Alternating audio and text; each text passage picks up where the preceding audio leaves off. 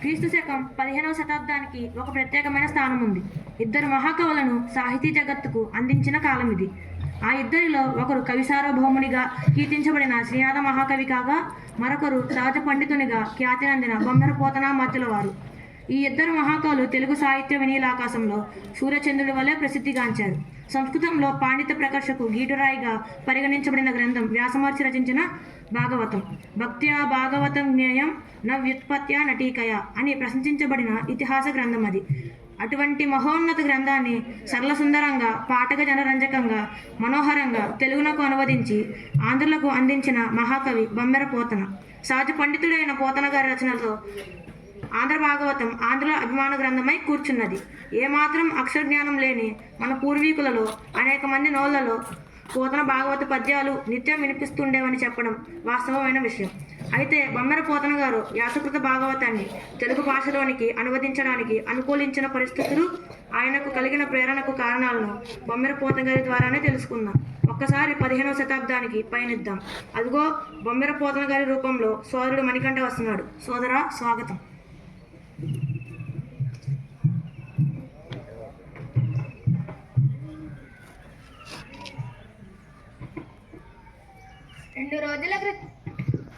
రెండు రోజుల క్రితం బొమ్మరలో బయలుదేరిన నేను నేటికి గాని భద్రాద్రికి చేరనైతి. అదిగో పరమ పావనమైన గోదావరి నదీమ తల్లి, అదిగో భద్రాద్రి, అల్లదిగో శ్రీరామచంద్రుని ఆలయం. ఈ ఆలయ శిఖరాగ్ర దర్శన భాగ్యము చేతనే మనస్సు అతి ప్రసన్నమైనది. ఈ ఆలయమున ప్రవేశించినంత మాత్రముననే శరీరమంతయు తన్మయత్వమునకు గురి అయి పులకితమై పరవశించి పోవుచున్నది. ఈనాటికి ఆ పరన్నాముడైన శ్రీరామచంద్రమూర్తి పదదర్శన భాగ్యము కలుగుచున్నది. ఎంతటి మహద్భాగ్యమో కదా. మున్ముందు గోదావరికేగి తనివిదీర స్నానమాచరించి పరిశుద్ధుడనై సంధ్యాధ్యనుష్ఠాన కృత్యములు నిర్వర్తించి నిర్మలాత్ముడనై పరమాత్ముడైన దాశరథిని దర్శించి తరింతునుగాక.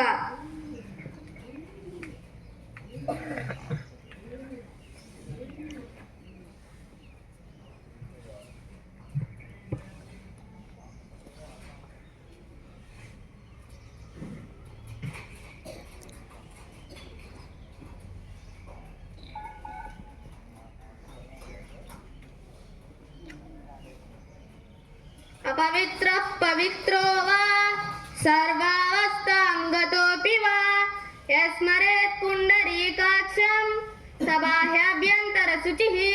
పుండరీకాక్ష పుండరీకాక్ష పుండరీకాక్షాయ నమః. గంగే చ యమునే కృష్ణే గోదావరి సరస్వతి నర్మదే సింధు కావేరి జలేస్మిన్ సన్నిధిం కురు. గోవిందేతి సదా స్నానం గోవిందేతి సదా జపం గోవిందేతి సదా ధ్యానం సదా శ్రీ గోవింద కీర్తనం సదా శ్రీ గోవింద కీర్తనం. ఎవరది? నన్నే పిలిచినట్లున్నారే. పోతనా పోతనా అనుచున్నారు. ఎవరునూ కనిపించుటలేదే. భ్రమ కాబోలు. కాకున్న పరిచేస్తులే లేని ఈ ప్రాంతమున నన్ను పిలిచివారెవ్వరుందరు? కానిమ్ము, మహానదీ స్నానాంగ కృత్యములను మనరించెదను గాక.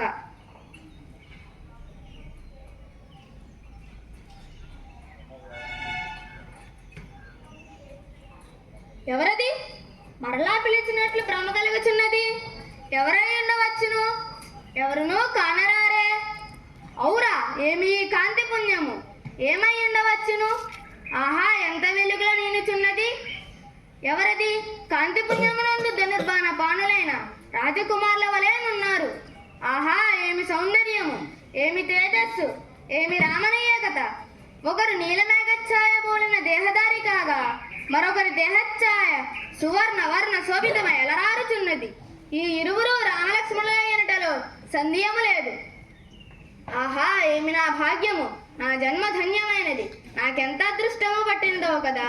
నా ఆరాధ్యదేవమైన శ్రీరామచంద్రుడు భ్రాతృ సమేతుడై నా చెంతగా ఏగుదించినాడు.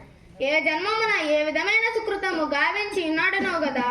శ్రీరామ, సకల సుగుణాభిరామ, పరంధామ, సార్వభౌమ, నమో నమః. శ్రీ రాఘవాన్ దశరథాత్మజమప్రమేయం సీతాపతిం రఘుకులాన్మయ రత్నదీపం ఆజారు బాహుమరవింద దళాయతాక్షం రామం నిశాచర వినాశకరం నమామి. రామాయ రామభద్రాయ రామచంద్రాయ వేదసే రఘునాథాయ నాథాయ సీతాయ పతయే నమః. మహానుభావ మార్తాండ తేజ కరుణా పయోనిధి దాశరథి భక్తజన హృదయానువర్తి సకల లోకైక చక్రవర్తి శ్రీరామచంద్ర ప్రభో నమో నమః. ఏమి ఆజ్ఞ ప్రభు? వ్యాసకృతమై ముక్తిప్రదమైన భాగవతమును ఆంధ్రీకరించుటకు నన్ను యోగినిగా నిర్ణయించితిరా. ఎంత అదృష్టము ప్రభు. ధన్యోస్మి. భగవదాజ్ఞ శిరోధార్యము మహద్భాగ్యము. ఈ రచనచే నా జన్మ సఫలము కాగలదు. భక్తజనమందారా, రామభద్ర నీవే స్వయముగా నా ఎన్నుండి నాచే పలికించదలిచినప్పుడు ఈ కార్యమునందు అసాధ్యమేముండును ప్రభు.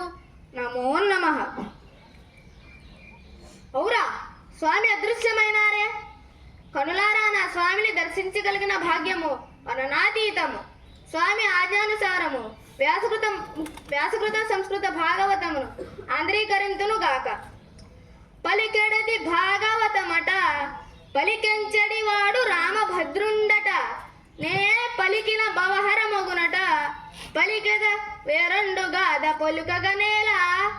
వనరన్నన్నయ తిక్కనాది కవులియుర్విన్ పురాణావలుల్ తెనుగుంజేయుచు మత్పురాకృత శుభాధిక్యంబు తానెట్టిదో తెనుగుంజేయరు మున్ను భాగవతమున్. దీనిన్ తెనింగించి నా జననంబున్ సఫలంబు చేసేదా పునర్జన్మంబు లేకుండగన్. ప్రాతసంధ్యావందనాది నిత్యకృత్యములు పూర్తి అయినవి కనుక ఆలయమునకేగి హనుమత్ సీత భారత శత్రుఘ్న సహితులైన శ్రీరామచంద్రమూర్తిని దర్శించుకొని పితప స్వామి ఆజ్ఞానుసారము గ్రంథరచనకు ఉపక్రమింతును గాక.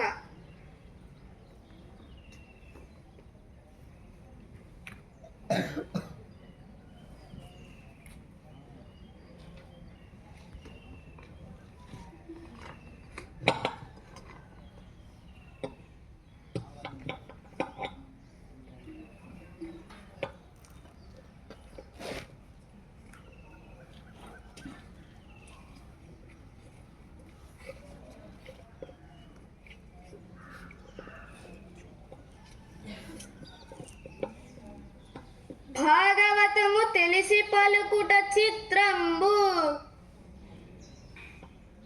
శూలికైన తమ్మి చూలికైనా విభుత జనుల వలన విన్నంత కన్నంత తెలియవచ్చినంత తేట భరతు.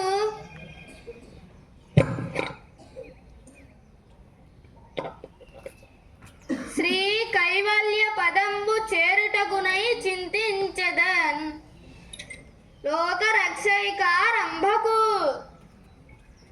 భక్త పాలన కళా సంరంభకున్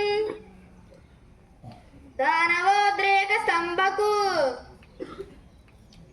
కేలిలోల విలస దృగ్జాల సంభూత నానా కంజాత భవాండ కుంభకు మహానందంగనాడింభకున్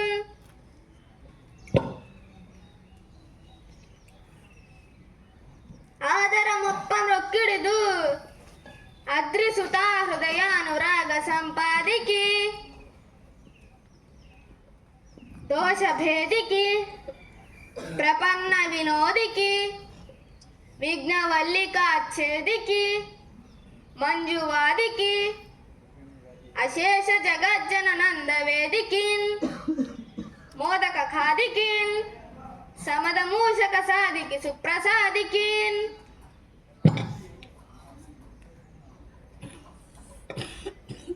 ఎవరది? దుఃఖముకు గురి అయిన వనిత వలె కనపట్టుచున్నది.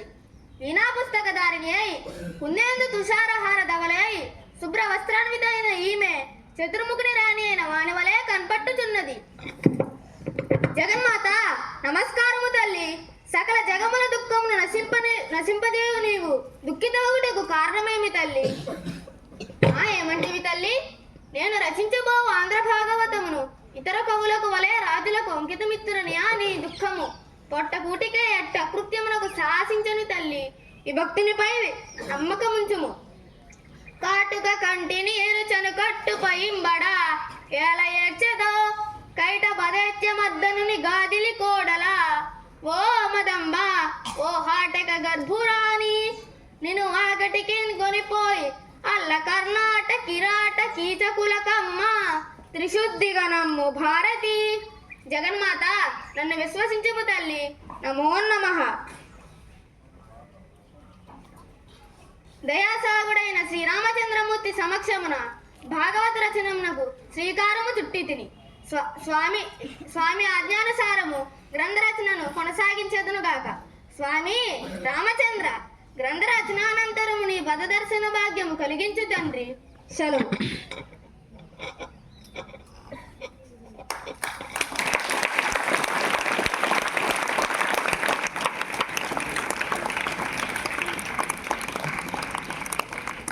That's it.